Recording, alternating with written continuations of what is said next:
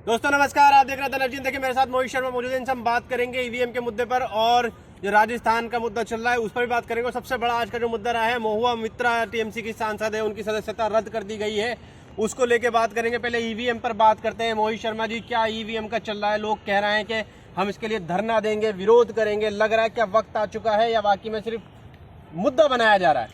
देखिए, एक बात मैं आपको बता रहा हूं कि देश की एक्चुअल कंडीशन तो नरेंद्र मोदी सरकार ने ऐसी कर दी कि वो समय दूर नहीं कि जब मोदी जी वापस साल 2024 में सत्ता की कुर्सी पर विराजमान होंगे और भारतीय जनता पार्टी के नेताओं को देश के लोग वापस से ढूंढ ढूंढ के मारेंगे और ये देश छोड़ छोड़ के भागने का काम करेंगे। ये ईवीएम के जरिए सत्ता में तो आ सकते हैं, लेकिन ये ईवीएम के जरिए देश की इकोनॉमी को ठीक नहीं कर सकते। ये बात आपको समझनी होगी। प्रधानमंत्री को मारने की बात कर रहे हैं। मैं प्रधानमंत्री को नहीं और तमाम लोगों को, प्रधानमंत्री तो पहले ही कह चुके हैं कि मेरा क्या है, मैं तो फक्कर फकीर हूं, झोला उठाऊंगा और चल पड़ूंगा। तो मोदी जी तो पहले ही फरार हो लेंगे।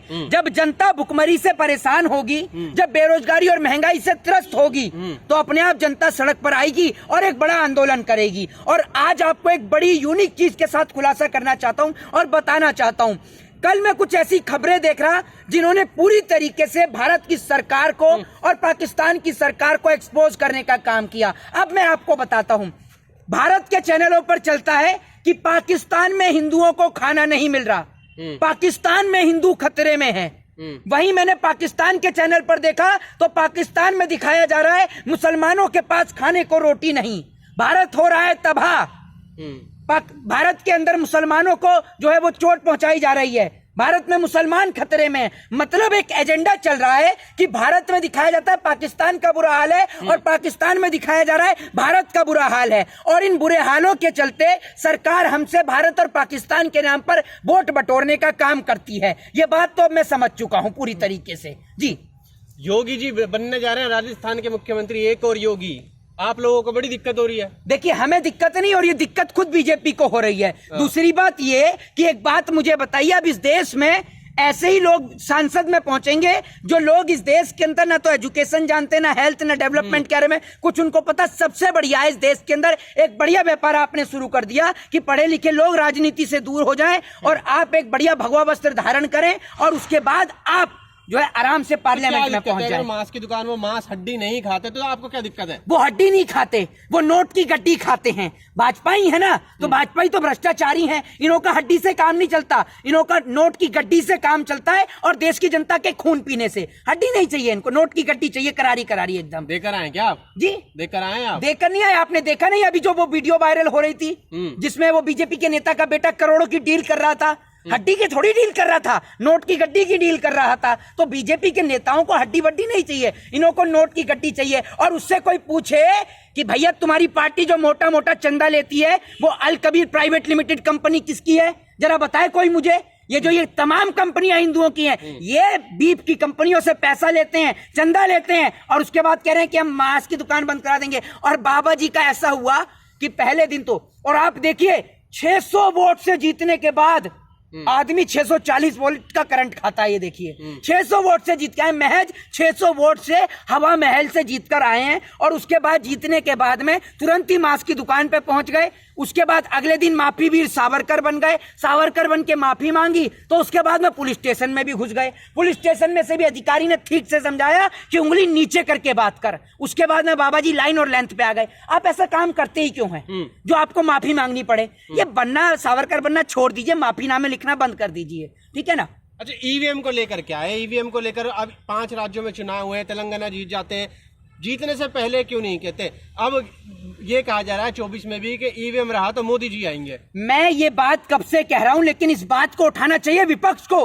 और विपक्ष गूंगा हो चुका है। क्यों नहीं बोलता विपक्ष सामने आकर? विपक्ष को बोलना चाहिए कि अगर ईवीएम रहा तो हम लोग चुनाव का बहिष्कार करेंगे। जनता आपके साथ है। कोई नेता तो होना चाहिए आंदोलन को लीड करने के लिए विपक्ष का। कोई नेता बोलने को तैयार नहीं है, लेकिन हम लोग ईवीएम को लेकर हम आंदोलन उठाएंगे क्योंकि ये देश, ये वतन, ये मुल्क हमारा है और इस मुल्क की हिफाजत करने का ठेका हम लोगों ने लिया है। ये बात आप याद रखिए। इस मुल्क के अंदर अगर धोखाधड़ी होगी तो हम बिल्कुल आवाज उठाएंगे। और हमें पूरा यकीन है कि ईवीएम यानी इलेक्ट्रॉनिक वोटिंग मशीन एक पूरी तरीके से एक धांधली वाला प्रोसीजर है जिसमें पूर्णतः बेईमानी होती है। तो ईवीएम को बैन किया जाना चाहिए। क्योंकि 15,000 शिकायतें ईवीएम को लेकर जो इलेक्शन कमीशन के पोर्टल पर हैं, लेकिन अब तक उस पर कार्रवाई नहीं हुई है। कार्रवाई कैसे होती है आपने देखा, महुआ मोइत्रा के ऊपर आज हो गई। महुआ उठा के बाहर फेंका गया है। आप सोचिए एक महिला को इस तरीके से उसके साथ में हो रहा है, सिर्फ इसलिए हो रहा है, उनका स्टेटमेंट भी आया कि उन्होंने अडानी को लेकर बात कह दी। अगर आप सुन लीजिए, अभी तक एजेंसियों ने कोई प्रूफ क्यों नहीं देती? एजेंसियां सामने आरोप यही है। नहीं, एक बात मुझे बताइए, आरोप तो इस देश के अंदर वो हेमंत बिस्वा शर्मा जो असम का मुख्यमंत्री बन के बैठा है, भाजपा की गुलामी करके बैठा हुआ है, उसके ऊपर कम आरोप थे। शुभेंदु अधिकारी के ऊपर कम आरोप थे। क्या हुआ इन आरोपों का? और सुनिए, जिस पार्लियामेंट की आप बात करते हैं, इसी संसद के अंदर खड़े होकर रमेश बिदुड़ी ने पूरे एक समाज को लेकर गाली देने का काम किया। क्यों उसको पार्लियामेंट से निष्कासित नहीं किया गया? पूछता है भारत, जवाब दो, दीजिए ना आप। अगर विपक्ष के पे आरोप लगेगा रिश्वत लेने का तो मोहित शर्मा सवाल नहीं उठाएंगे, मोदी जी अरे लगेगा तो सवाल मेरी बात तो सुन लीजिए। अभी वो जो बीजेपी का नेता जो फोन पे करोड़ों रुपए की डीलिंग कर रहा था, उसका क्या हुआ? बताइए ना आप मुझे, उसका क्या हुआ? वो करोड़ों रुपए की डीलिंग करने वाले नेता का क्या हुआ, मैं पूछ रहा हूं, जरा ये बताइए। और ये जो आपको बताया हेमंत बिस्वा शर्मा, जब कांग्रेस की सरकार में हेल्थ मिनिस्टर था, इसके ऊपर छापेमारी हो रही थी, बीजेपी में आया तो दूध का धुला हो गया। अब कोई करप्शन नहीं करता, अब तो बेचारा भूखा है, खाना ही नहीं खाया जब से बीजेपी में आया है, अब तो पैसा ही नहीं कमा रहा है। ये सबसे ज्यादा धांधली करता है, सबसे ज्यादा। असम से चाहे तमाम चीजें हो, चाहे वो कोल जाए, चाहे कुछ भी जाए, सब में पैसा चाहिए इन लोगों को, और दबा के चाहिए। तो जो महुआ मोइत्रा के साथ हुआ है, क्या आपको लग नहीं रहा कि कार्रवाई के लिए सही हुआ? अगर किसी पर रिश्वत का आरोप है तो उसे बाहर नहीं करना चाहिए क्या सांसद? भैया मेरे को एक बात आप मुझे ये बताइए, आरोप अगर लग गया किसी के ऊपर, मतलब अगर किसी के ऊपर आरोप लगा दिया, कल को मैं आपके ऊपर एक कंप्लेंट दर्ज करके आरोप लगा देता हूं कि इस आदमी ने मेरे को 200 करोड़ रुपए लेकर ये फरार हो गया, या इसने मुझे जान से मारने की धमकी दी, तो आप तो जेल में बंद हो जाएंगे। लेकिन जब पता चलेगा कि 4 साल 5 साल बाद कि जो मैंने आपके ऊपर आरोप लगाए वो गलत है, तो आपका जीवन कौन वापस लाके देगा? क्या माफी मांगी जाएगी पार्लियामेंट के अंदर अगर उनके खिलाफ कोई सबूत नहीं मिले? मुझे बताइए ना आप मुझे। तो जिस तरीके से ये लोग आज विपक्ष की आवाज को दबाने का काम कर रहे हैं, महुआ मोइत्रा जो है जिस तरीके से लगातार अडानी को लेकर बोल रही थी, उनके साथ में उनकी सदस्यता गई। राहुल गांधी जब अडानी को लेकर बोले तो राहुल गांधी की सदस्यता गई।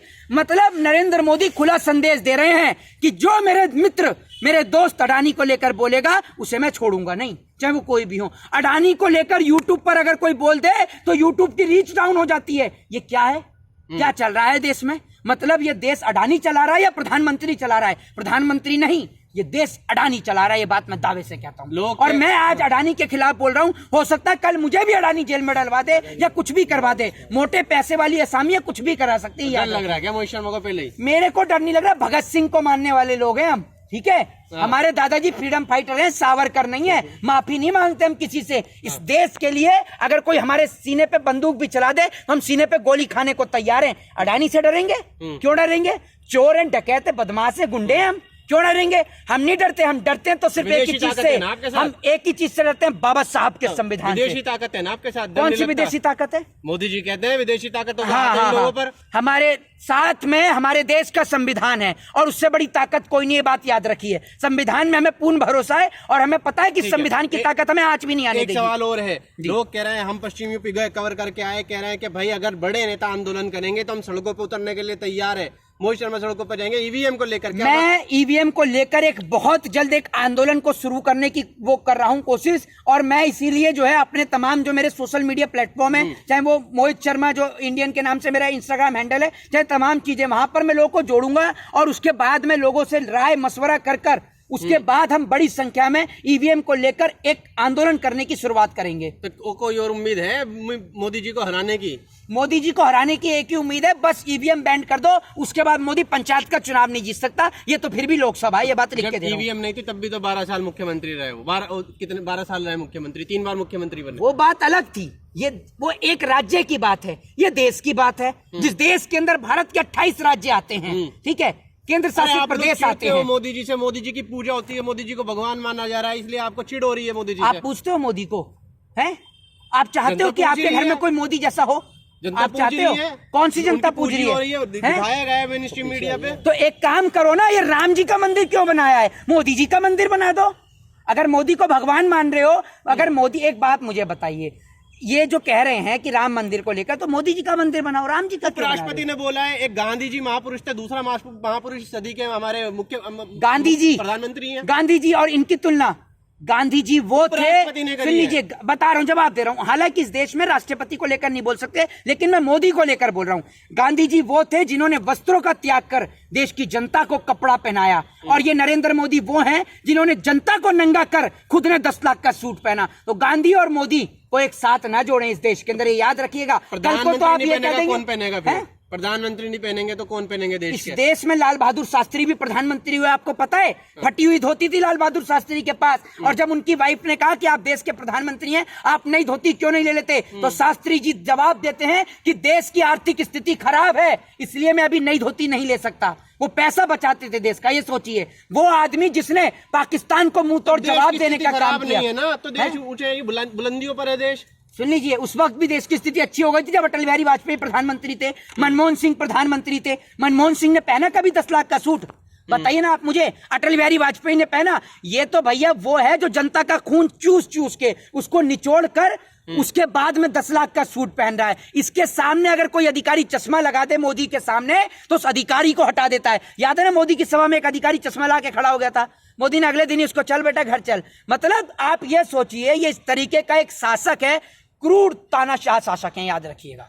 बहुत ज्यादा डिक्टेटरशिप इस देश में लागू करना चाहते हैं। चल रही है, ये डिक्टेटरशिप है। अच्छा, इस देश में डिक्टेटरशिप है। एक डाटा आपको देता हूं, एनसीआरबी का डाटा है कि मोदी सरकार के राज में 30,000 से ज्यादा छात्रों ने सुसाइड करने का नाम दिया है। 30,000 से ज्यादा, मतलब 35,000 से ज्यादा हो सकते हैं जी, ठीक है। 30,000 से ज्यादा जो छात्र हैं उन्होंने सुसाइड करने का काम किया है। कौन सा न्यू इंडिया बना रहे हैं आप, जिसमें देश के छात्र जो हैं वो आत्महत्या करने का काम कर रहे हैं? पहले भी तो होते थे।